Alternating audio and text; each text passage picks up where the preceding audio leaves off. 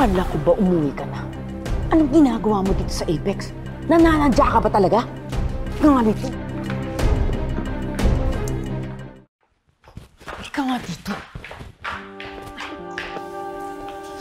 Nurse VJ, kayo na po bahala sa patient ko. May check pa kasi ako eh.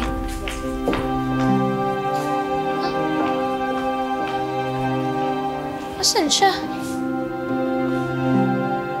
Saan kaya napunta yun? Di ba iniwan natin dito? Sabi natin babalikan natin? Kaya nga, nakaupo lang siya, di ba?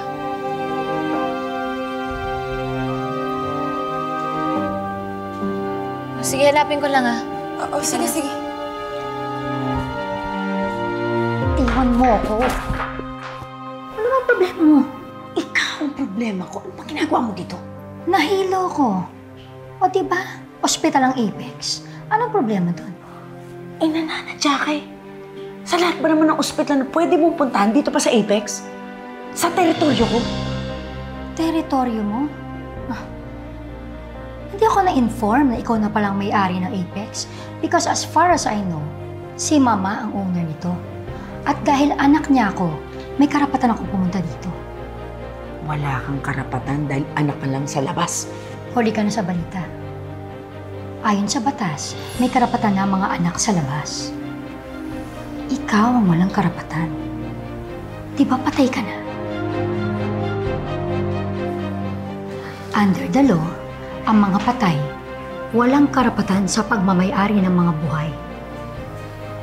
Patay ka na, di ba, Moira? O gusto mo, ipamalita ko sa kanilang buhay ka?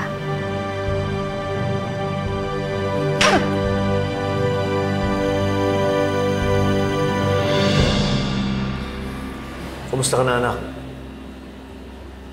Yung kaibigan mong si Doc Lindon, ha? Pagsabihan mo, nagiging pakialamero na. Bakit? Anong ginawa niya? Gusto niya kasi magkaayos kami ni Annalyn. Hinding-hindi ko siya mapapatawad dahil sa ginawa niya sa akin. Sa baby ko. At higit sa lahat, kay Dax. Namatay si Dax dahil sa kanya. Doc, mukhang susuko na si Dax. Ano pa hinihintay mo? Tapusin mo na yan. Hindi pwede mabuhay ang tao na yan. Bilisan mo. Yan ang dapat sa'yo, Dax. Ang mamatay. Dad,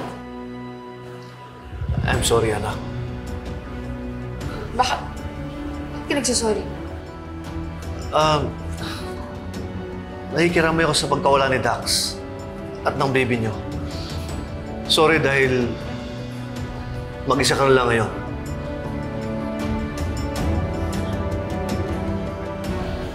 Not anymore. Bakit? Nagkaayos na ba kayo ni RJ?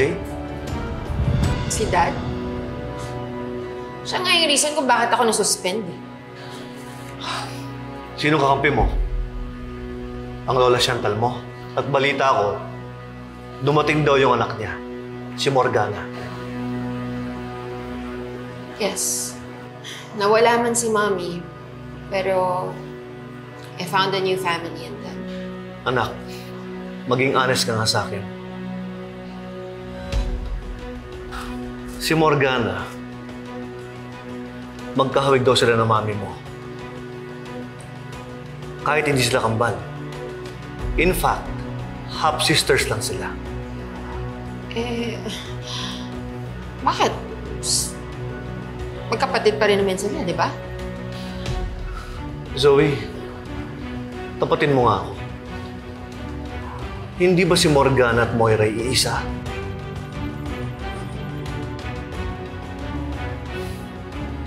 Zoe, anak, maging honest ka sa akin. Buhay ba ang mami mo?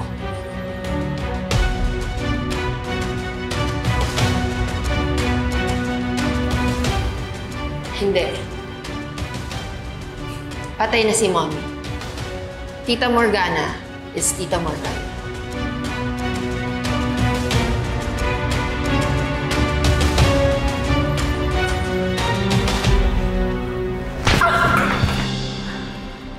Gusto mo pa?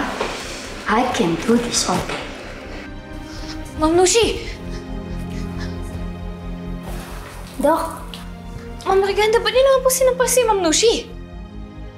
Annalyn, this doesn't concern you, Doktora Annalyn. Pasyente ko po si Ma'am Nushi, kaya concerned po ako. Excuse me. Okay lang po ba kayo? yes, Dok. Ewan ko ba doon? Kung bakit bigla na lang nagalit? Kasi alam mo, di ba nagpapaturo ang mami mo ng wushu kay Morgana? Nalaman niya na nagkausap kami ni Lynette, baka nag-assume siya na inaagawan ko siya ng estudyante. Meron na kasi kaming history ni Morgana. Meron siyang inagaw sa akin noon na baka iniisip niya, gumaganti ako. But don't worry, Doc. I feel so much better now.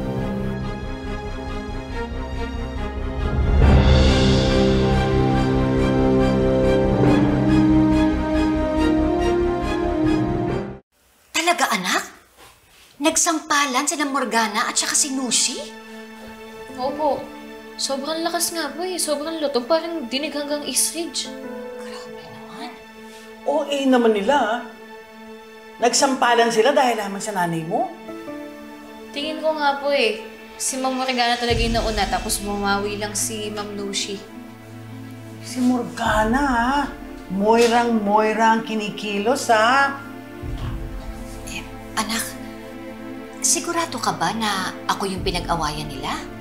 Ang narinig ko po, sabi ni Ma'am Nushi, matagal na silang magkaaway niya ni Ma'am Morgana. Kasi may kinuha daw po si Morgana sa kanya. Kung ganun mas masama pa siya kaysa kay Moira. Siya na nang agaw, siya pa ang galit. Siya pa nananampal. Parang tama nga yata yung kutob natin tungkol kay Morgana. Baka dapat talaga mas makilala na natin kung sino ba talaga yung Morgana na yan. Mukhang may tinatago talaga eh.